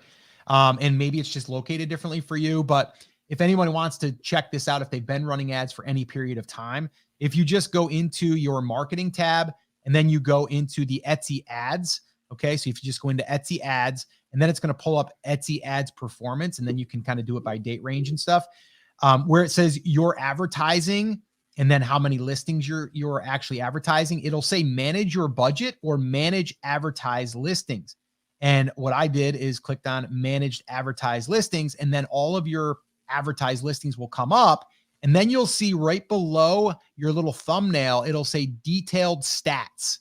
And when you click on that, that's where you get to see down below that, it'll say search terms and orders for this ad in the last 30 days. And then it'll say searches that led to this ad. And then you just open that up and expand it, and it will show you all of the views. It'll show you the keywords. It'll show you the clicks. It'll show you the orders. And then it also has a little toggle where you can turn that keyword off because it might not be relevant, which I actually did in this case on this listing that I'm looking at. So you can start to go in and start refining it on that, which we'll probably do a whole nother live and episode on Etsy ads here in the future. But yeah, it's still there, and I don't believe that they'll take that away. If they did, that'd be crazy. But yeah, it's a really good feature. And they're giving us more data back. And if you actually read through their documentation, Scott, I told you yesterday, I found a few articles that are actually outdated, and they don't link to them directly anywhere. But they gave us a lot of insight into things that they were doing in the algorithm previously, which indicates things that they're doing now, which I thought was funny. But you used to get a lot more data out of Etsy, and then they kind of pulled it back, and now they're kind of rolling it out in a better used format. So I would expect to see more data from Etsy, not less data from Etsy, because their goal is to have more brands selling on Etsy. And the only way to get more sellers on Etsy and more buyers on Etsy is to provide a better experience. How do they do that? By giving the sellers more data about what's working and what's not. And so we should see more of those things coming out. Scott, before we dive into some of the questions, I had two other myths that I wanted to talk about. You and I have talked about the star seller rating and does it make a difference? Before I dive into what Etsy says, what are your thoughts on whether the star seller rating makes a difference or not? It doesn't directly make a difference to ranking. That's my assumption, but it does act as a potential conversion mechanism that would then increase sales, which then could also indicate that you're getting more sales velocity, and that could help you get indexed. So I don't think it's a direct thing that can help you rank higher, but I think indirectly it can. And that's why I do think that it's important to strive towards that. Now, and I don't know, I heard something, I'll check that while you're going through the next point here, but they got rid of the bestseller search and they replaced it with star seller search. So I'll go ahead and investigate that a little bit here and see what mine says as of right now. The last I checked, it was still the star seller, which if you wanted to, but who is going to search for a star seller versus a bestseller? I think bestseller would probably be a better thing for the end user than a star seller, although it was in the filters that you can select when searching for a product on Etsy. Yeah. So like most myths, there is a grain of truth to this myth, right? Etsy very specifically says in one place in their documentation, star seller ranking does not impact your placement in organic search. You then read about the shop ranking. It affects your overall shop score, right? Because all of the same things that indicate that you are a star seller affect your shop score, which is that part 2B that we talked about, right? There's query matching, which is the matching the keyword. And then there's the listing quality score. And as part of that, they do look at your shop history, right? Part of that score is based on all of the same factors as the star seller ranking. Weird. Additionally, what shows up in the organic search results if you are a star seller? You get a star seller badge on your listings in the search results, which then leads to a higher click-through rate, just like the promotional timers, right? Just like any of the other things that are the extra little widgets. It draws more attention to your listing, which results potentially in more clicks, which result potentially, if you're doing everything right, in more sales. So even though it doesn't have a direct impact on, Scott, if you and I are both star sellers, that's not going to be the determining factor between who ranks first and who ranks second. However, all of those factors that come into you being a star seller affect your store rank, which can affect where and how you're placed. And being a star seller leads to more clicks, which potentially leads to a higher listing quality score, which, based on everything that we're talking about, leads to more placement and better placement in the organic search results. So yes, they do on one hand say it very specifically does not affect your placement, but then all of the factors that they're taking into consideration use the same metrics that are used to calculate that. And so if we think about it logically, it makes sense. They don't want that to be the determining factor. They want to be whether that listing has a higher chance of selling, right? That is the thing that makes the most sense if we think about it from Etsy's perspective. Their job is to serve the listing that's most likely to sell. You being a generic star seller does not affect that. But all of the things that go into that do affect the ability of your listing to sell. Customer service, reviews, all of those kinds of things, right? Response time. And because of that, you are likely to have a higher conversion rate, which means you are likely to place higher. And you get the benefit of having that badge in the search results, which leads to a higher click-through rate, which leads to more sales, which leads to higher placement. So it's not a direct one-to-one correlation. And being a star seller will not get you priority placement, but doing all of the things that a star seller does helps. Does that make sense? Yeah, it does. I do think that the badge, if it was bigger, it would do better. And I think if they placed it, and I know years ago, Chris, remember Alibaba had like their little badge that was like a gold badge, and we would only search for those suppliers because we knew that they were vetted and, you know, they had good reviews and all of that stuff. So I do believe if Etsy, if I was on the board of Etsy, I'd say put that star badge so people can see it, and then people will start recognizing it, and people will then buy from them quicker than if they didn't have it. And it would be an advantage. Right now, it's small. It's not that big. And I did go into my filters, and it is there as a star seller search. So I can search by star sellers. But here's the deal. It's not like on Amazon where you can see on the left-hand side very clearly, like prime sellers, prime one day, like all of those things. Like we're conditioned and trained for that right now. But Etsy, I mean, let's just face it, Etsy's UI, their user interface is still like it's behind, right? And so for someone to go into their search, click on filters, and then scroll to find star seller, it just seems like it's just kind of nested away, right? But it is in there, and I'll just read it real quick of like what I'm seeing right now at the time of us doing this.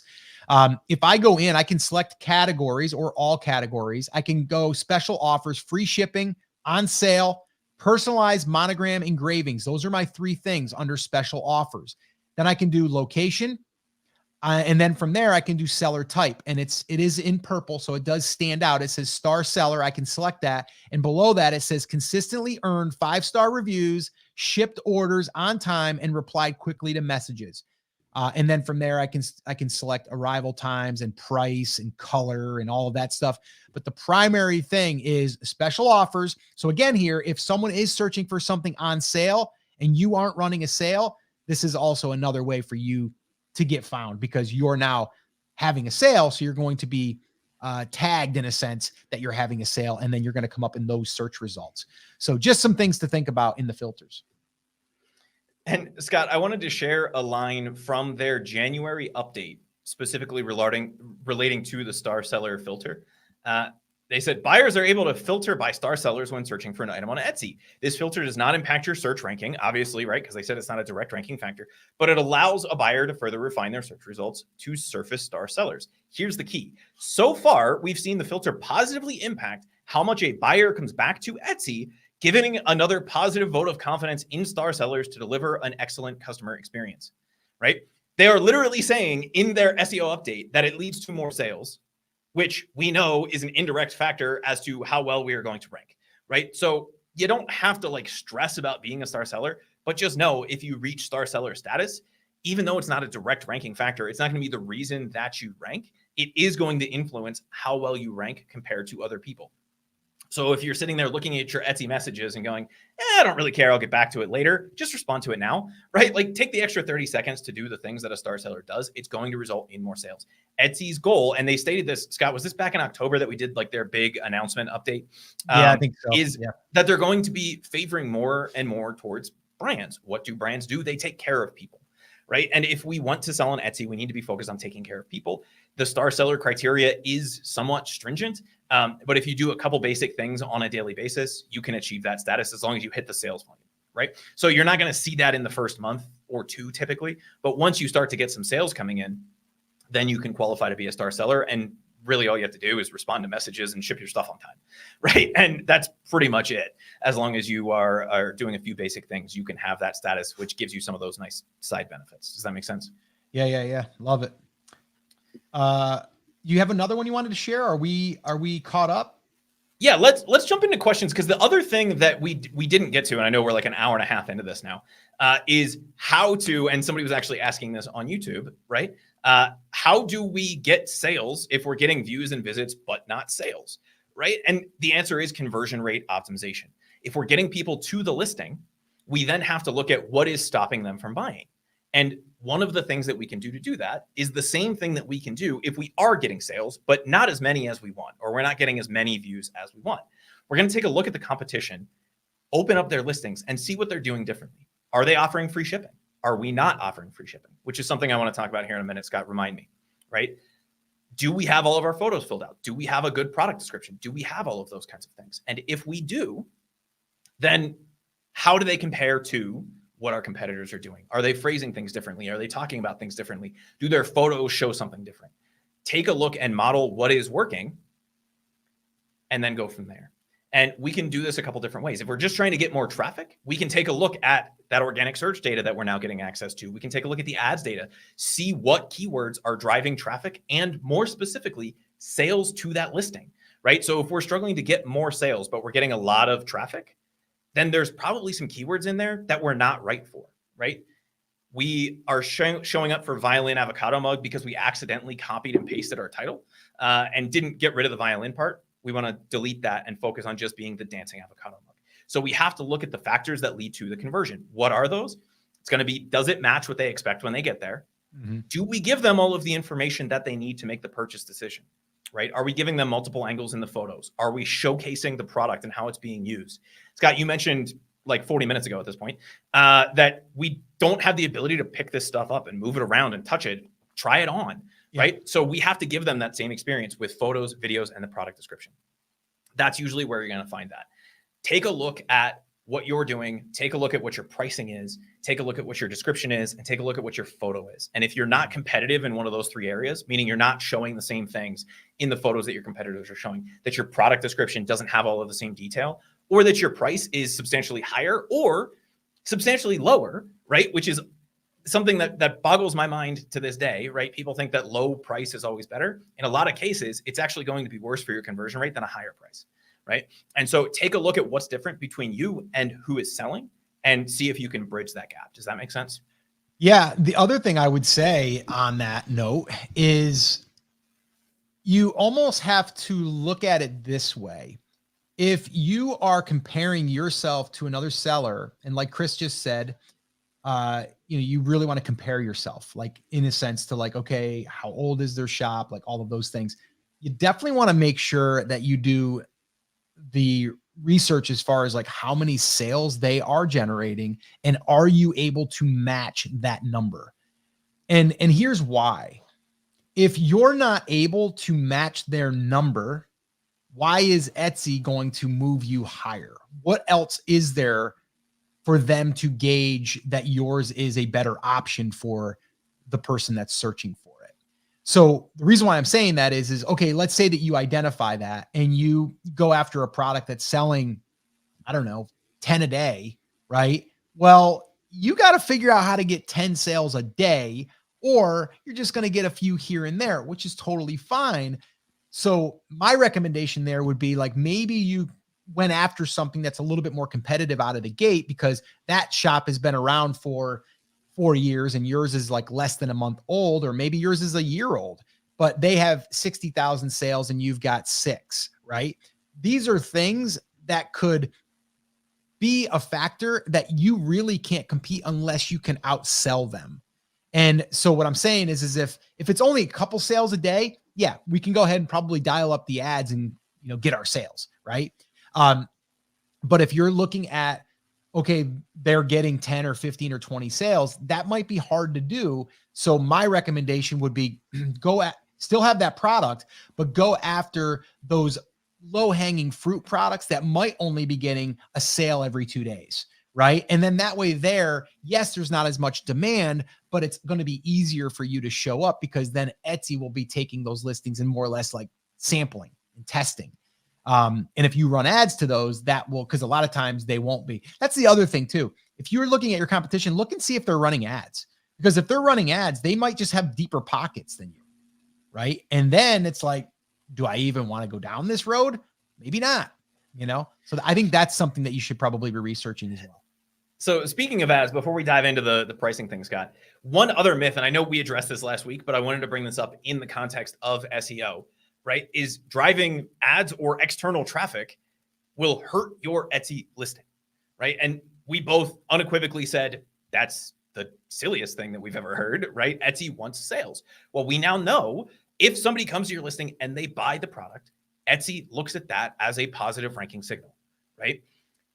If they're coming from inside of Etsy, Etsy doesn't care. If they're coming from outside of Etsy, Etsy doesn't care, as long as those people are turning into sales. So to your point, Scott, you don't necessarily know that their sales are coming from organic search. Maybe they're driving external traffic and we don't know that, right? But as long as that traffic is making sales, feel free to drive that traffic to your listing. It's only going to help you if it's converting, right? If those people are leading to sales, that's going to help you rank organically, which is going to help you get more sales, which is going to help you rank organically, which is going to help you get more sales, right? So I wanted to bring that up really fast before we dove into the pricing thing. And I think it was Sandra Scott that was asking. She said, if I include shipping, then I have to price my shirt higher, right? So I'm looking for the exact question. Here it is. She said, so if a shirt costs $11 and shipping is $4.75, that makes it $15.75. Then the Etsy fee is like $3, so making it $18 in costs. So I'd have to charge $30 to make a profit with the sale. I don't think that's right. I shouldn't have to charge that much, or I don't think anybody will buy the t-shirt if it's that expensive. And so first, we have to remember that Etsy is charging a percentage of the sales price, not the other way around, right? So if we sell it for $30, they're going to take about 9.5% of that, which gets you to your number there, Sandra. Mm-hmm. I just don't want people to think that they're pricing that based off of cost, right? So roughly $3.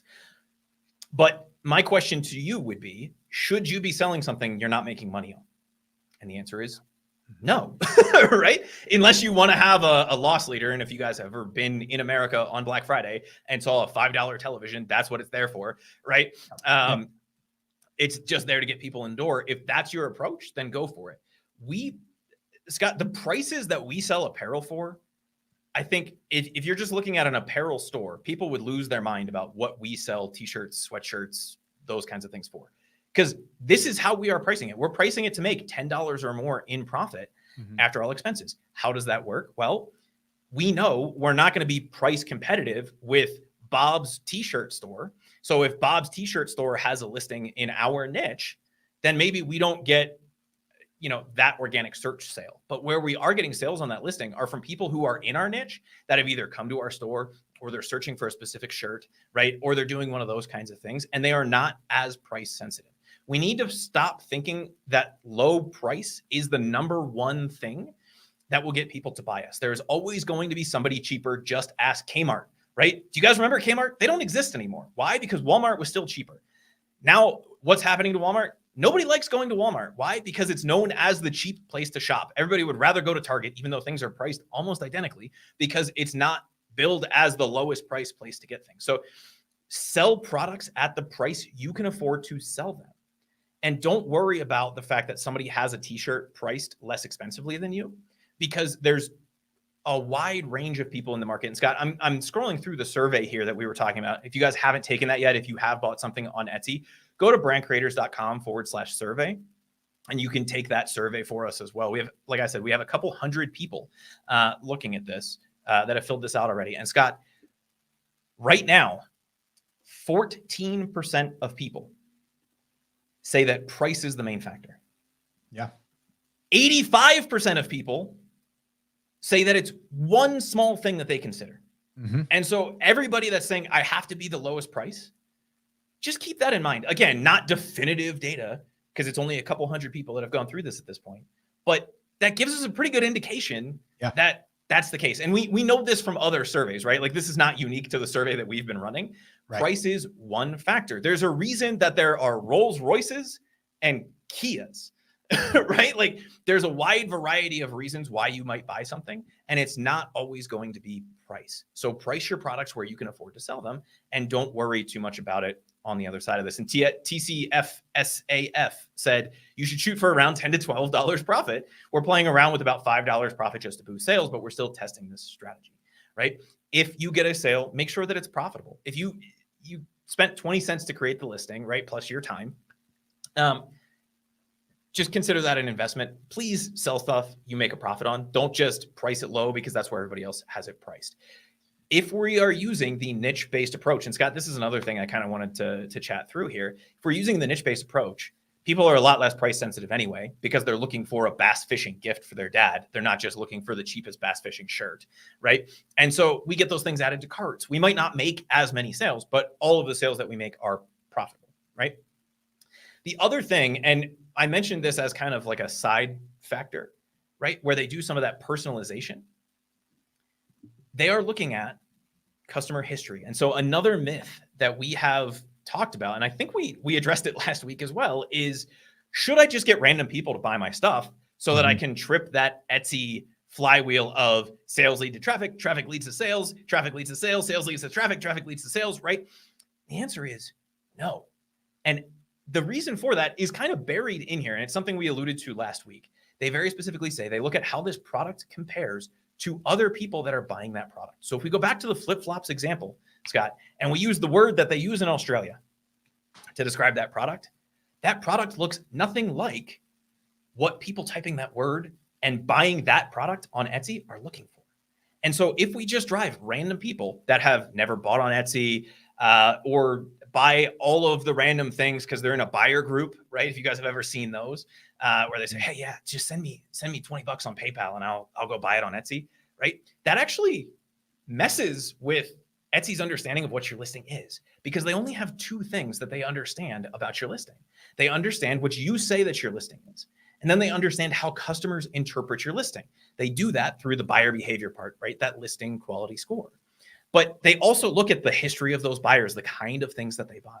And so it kind of logically follows, and I want to get your opinion on this, Scott, that a niche-based store would actually have a better ability to rank for those products because they have a better understanding of what it is that you sell versus random people coming in and saying, oh, this is an avocado mug, this is a cacao mug, this is a mango mug, right? They don't know. Yes, they know that people who buy mugs like your stuff, but they don't know if it's people looking for avocados, mangoes, cacao. They don't know exactly who to show that to. Yeah. But if I'm running a fishing store and they know that you've bought fishing stuff in the past, then I get that extra boost of Etsy going, well, all Chris sells is fishing stuff. So if Scott's searching for fishing stuff, we should give him that extra little boost because his stuff does really well with people who buy fishing stuff. Does that make sense? Yeah, it's exactly what, it's kind of what we do, right? It's like, and that's our whole philosophy is like, we want to be known for that niche and for those types of products. So the more that we can add into our shop, number one, it gives our buyers potential to buy more, which we love. And we also then start to be seasoned and to be known for that topic or for that niche. I mean, it's just like on YouTube. I mean, let's be honest. Like if I'm on YouTube and I'm posting a whole bunch of content about Etsy stuff, I'm probably going to start getting recognized for that. And they're going to start giving it to that audience after people have kind of raised their hand, like it's been happening, right? It's the same idea. So we always want to be putting out content, at least we do, for that specific niche, because we do think it has a long tail effect of that seasoned account and kind of that sales history, which I think is huge. And that leads me into this next question that we got here, Scott, which says, I'm starting over. I'm using an old store account. Is it better to start a new account? My answer to that would be, and I'm shocked we don't have a banner for this. Well, wait a minute. Can I say this? I'm actually surprised because I just shot a video and I posted it last week or beginning of this week or last week. And it's like how to revive a dead Etsy shop, or should I start a new one? So you might want to go watch that video. It's on the YouTube channel. Just posted it, by the way, less than a week ago. So it was last Tuesday. Yeah, and I give some different checkpoints to kind of go through. But yeah, go ahead, Chris. So should I do this? And the answer is, it depends. If the niche you are going to sell in now was associated with that old account, then I would use the old account. If it's not, then I might not. And Scott, I know you alluded to this in that video where you talk about if you have sales history in that account, take a look, right? I'm going to give you guys some of the secrets from that video. Still go watch it. It's worth watching. But if you have a sales history in that account and you are trying to use the niche-based approach, you can go through your sales history, find a niche, right? Find the buyers for that account, and then start to build the account in that niche. If your new niche has nothing to do with that, I probably would just start a new account, to be quite honest with you. And it's for the reason of Etsy understanding who the buyer is, right? Yes, you will have the store history, which is, as we said, kind of a shoulder ranking factor, to use a Scott Volkerism, right? It's not a direct, but it's kind of sitting there to the side. But if that sales history is all about cats, right? People buying cat stuff, and we're now going to launch a store about birds, probably not the type of sales history and data that we want, because Etsy is going to be confused about what it is that we are selling, right? Etsy is not magic. They only have the data that they get, which is the descriptions and the sales history, right? So if it's going to be in a niche that you were selling in previously and you're just rebooting it, then yeah, use the old account. If it's a brand new niche and a totally new approach and you're not doing anything, then I would probably start a new account. Yeah, I think it's going to be a case by case, right? Mm-hmm. And I think you have to, because think about this, and someone had just posted in here, Heavy Harmonics, I think it is, or Harmonies, had posted Harmonies. Is that what it is? he basically, or they, it says heavy, and it's got the rock and roll sign. So cool, rock and roll. So I would, on something like this, it's like, well, he's going through, or they're going through a situation right now that could just because it's a brand new account, and now it got suspended because it's a new account and it's had sales, and now they couldn't verify the banking information and all of that stuff. So part of me says, yeah, if it's not aligned, start a new one. Is it impossible to take that and retrain Etsy on what it's about? And are you going to get some more benefits because you've already been around and you've got maybe a star seller badge, or maybe you have history that you've got good reviews? I think it's a case by case, and I think it's going to depend, on your situation. But those are the things that I'd be looking at. And quite honestly, Chris, like what you just said there, and I think if you and I were to sit down and talk about that, like we had an Etsy shop that was about birds, and you said, I want to start one on cats, I think I would try to convince you to keep the one with birds because it's still pets, right? Because then we have to go through all of the other things, right? And the question there would be, is it the same buyer, right? Because we get the benefit of having, and this is one of the things I like about these conversations, guys. In case you haven't noticed, Scott and I don't just parrot. See what I did there? Everything that the other person says, there is occasionally a disagreement, and it's on things like this, right? So for me, and I don't think we're actually disagreeing. I think there's just like, it does fall into the it depends category, and we're kind of exploring this, right? So for me, if it's the same market, right, or the same buyer persona, then I would be cool with using that old store. If it's a totally different thing, so we were selling to vegans, and now we are selling to carnivores, would you still feel the same way? No, yeah, I get what you're saying. And that's exactly where I would, probably draw the line. Because like you said, like, and I think also the other thing is like how many sales, like, you know what I mean? Like how old is the account? It's kind of like an old website that is kind of related, but we're going to turn it a little bit. And we've got like a really good domain authority, right? Like, it's like, can we make it work? We try to figure out an angle. But yeah, I do think it does depend, as Chris said. Let's move on here. I wanted to address this again from Sandra. How do you compete with a shop that has t-shirts for $10 on sale at 46% off when that's the cost of the shirt and print and demand? Mine are 25 with 30% off at $17.50. I wouldn't sell shirts. That's my answer. I just wouldn't do it. I'm sorry. I like, and Sandra, I'm saying this out of kindness and out of love, but it's like, I wouldn't bank I wouldn't go into this thing saying like, I got to compete with someone that's like lowballing. Like I don't want to compete with those people. I want to create maybe something that is similar, but it's going to be used as a pillow, as a blanket, as a flag, as something else, right? A tote bag, like something else that I'm not directly competing with a t-shirt that's selling for $11.50. And the reason why they can do it, by the way, is because a lot of time they're doing the printing themselves and they're buying shirts in bulk. They're buying them for $4, $5. And then they're using an inkjet printer, or they're using some type of screen printer that they have, and they're punching them out and they're making them for $6. So you can't compete with that because you're doing print on demand. I just would not go I would start looking for products that aren't t-shirts. That would be my advice. The bigger mistake that I see here, and I agree 100% with what you just said, but the bigger mistake that I'm seeing here is that we are assuming they are competition just because they show up in the organic search results, right? 99.9% of the time when we see somebody that's doing that, it is a t-shirt printing shop. If you are a t-shirt printing shop, then yes, they would be your competition. But that's not the approach that we advocate for, right? We advocate for a niche-based approach. And so two things happen when you use that approach. One, we have a lot more things that we can sell, and chances of us ever seeing Bob's t-shirt mill ever again, across the different things are very low, right? If we start looking at fishing pillows and fishing blankets and those kinds of things, Bob's t-shirt mill isn't going to show up for them because they are Bob's t-shirt mill. They make t-shirts, right? So they are competition at the product level, but not at the niche level. If it is somebody, right, in that like 1 to 0.1% where they are in our niche, then there's still not really a concern there. If it's a good selling design, we can still create it and sell it at a price that is reasonable and makes us money. We just won't get those sales from the organic search results.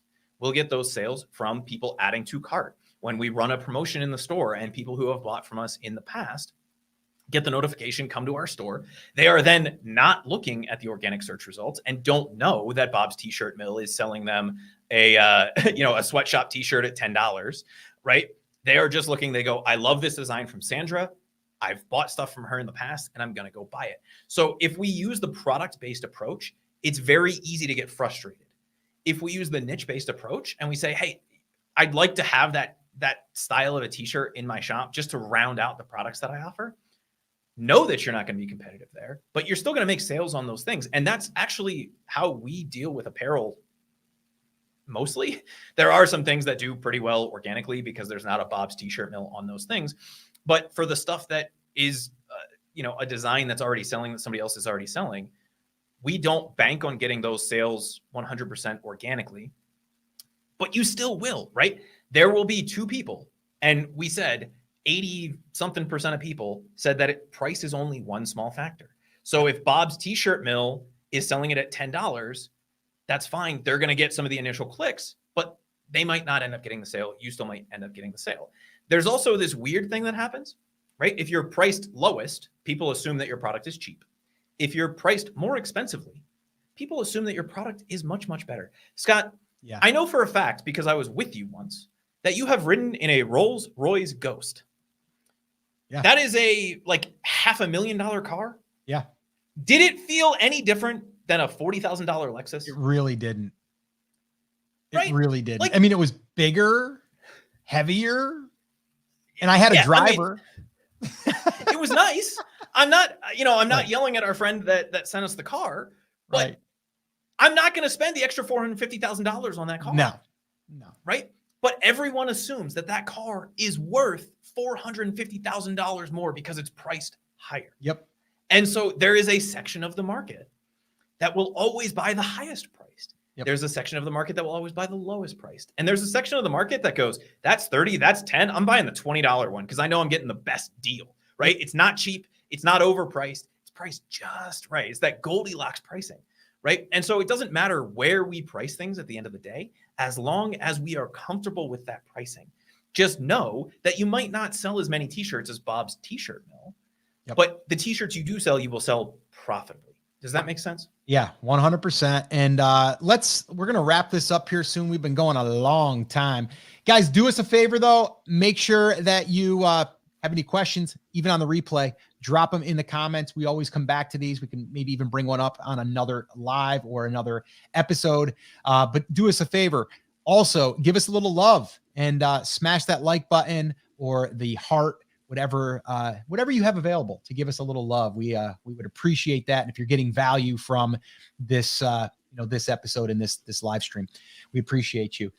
This one here, I wanted to come back to, and I said I was going to come back to it because I think this is really important. And that is, does your listing suffer when you change it? And I am going to say, and I'm going to capitalize this, yes, it does. And here's what I mean. Does it hurt when you change price? I don't believe it does. I think it could change it in a positive way, but I don't believe it does.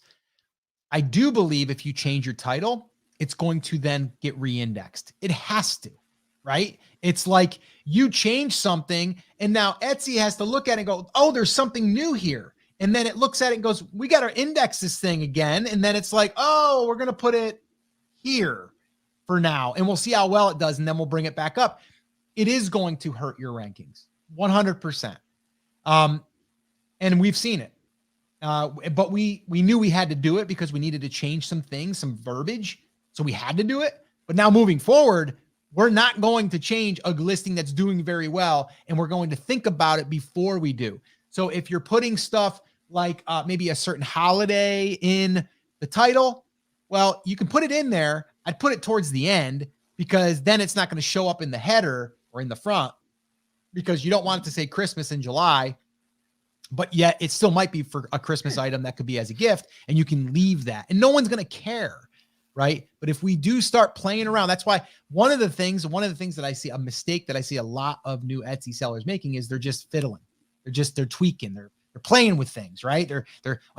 I didn't get a lot of views yesterday. I better change the title. Or I didn't get a lot of views. I better change my pictures. Or, I better do this. Or I better change the tags. Or I better whatever. Every time that you go in and make a change and hit save publish, it's going to get re-indexed.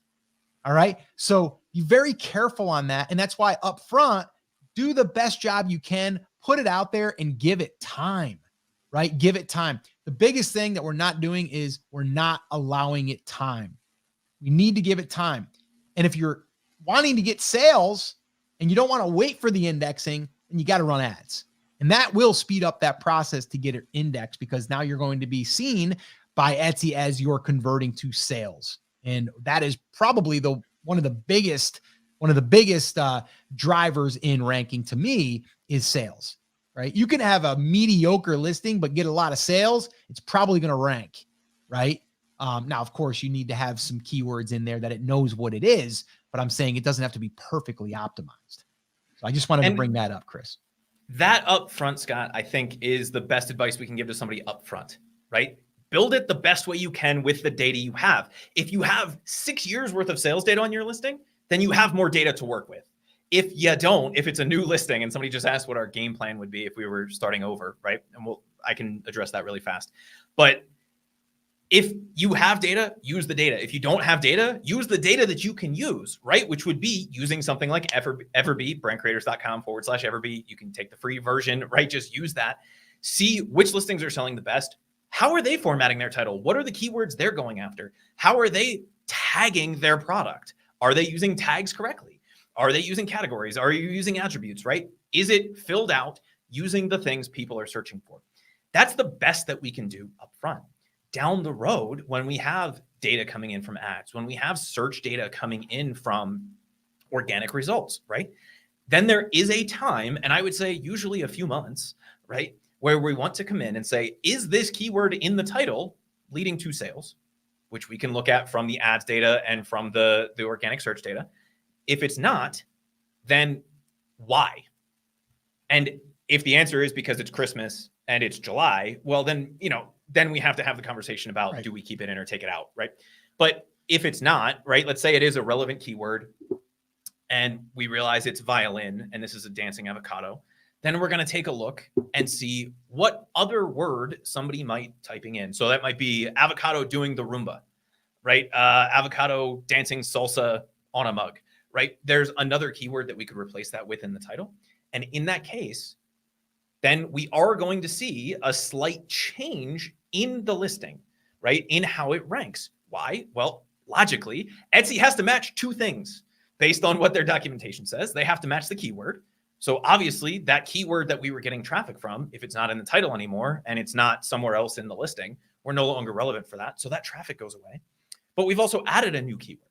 So now they have to figure out how we fit in avocado Roomba or avocado salsa mug versus just dancing avocado. So it won't necessarily shake up how we rank for all of the things that stay the same, but it will shake up the things that change, right? If we go in and we change listing photo number 5, right?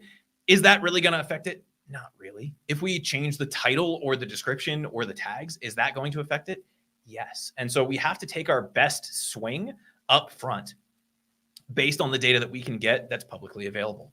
Once we have a few months worth of data, and I would like to see 20, 30 plus sales before you make any changes, right? So if your goal is to kind of follow the framework that we use, and that's a sale a day, you could do this as soon as a month, depending on when that really starts to pick up.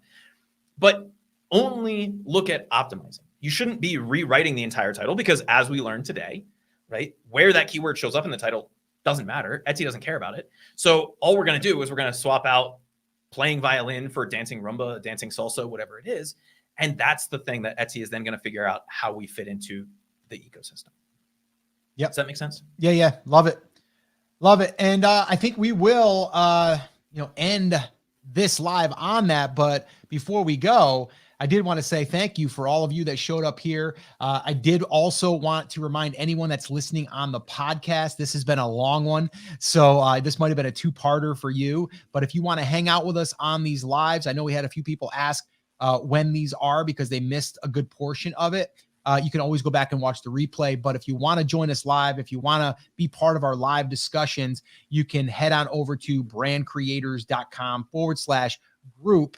And you can join the Rock Your Brand Facebook group over there, or you can just go to YouTube, Brand Creators, @Brand Creators. And from there, you can go ahead and subscribe, and you should be notified when we go live. So yeah, would love to have you be part of it. So I want to thank all of you. We had a few people say there's been some light bulb moments going on here, some flash bulbs. So we always love to hear that. And we also want to hear from you guys, like taking this, implementing it, if you've gotten results, like what your tests consist of, because we're not saying we're perfect. We're learning too. Like we're testing. We're playing in this game just like you are. We're just reporting on it. And if you guys have anything that's working for you, let us know. We would love to know it. We would love to test it and maybe bring it to the audience. But yeah, we just really just want to say thank you for hanging out with us, being part of this. But do us a favor. If you've gotten some value from this episode, smash that like button, give us a little love, comment, do whatever you can to share this as well, because the more people we can get this out to, we're just gonna be able to help more people and really build. I like to look at it as a long-term business, no matter if it's a side hustle business or if it's a full-time business. I'm always approaching this to build a brand. That's why our brand is called Brand Creators, and it doesn't matter what platform it's on. We're always thinking about building something that we can have a product line that can serve one customer. And that's really what it's all about. Chris, anything you wanted to wrap up with before we officially sign off here?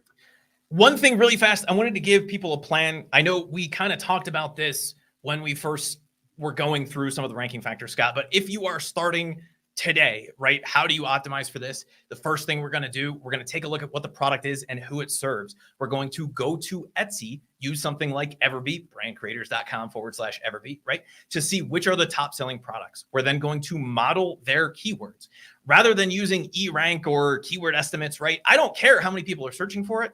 What I care about are how many people are buying it.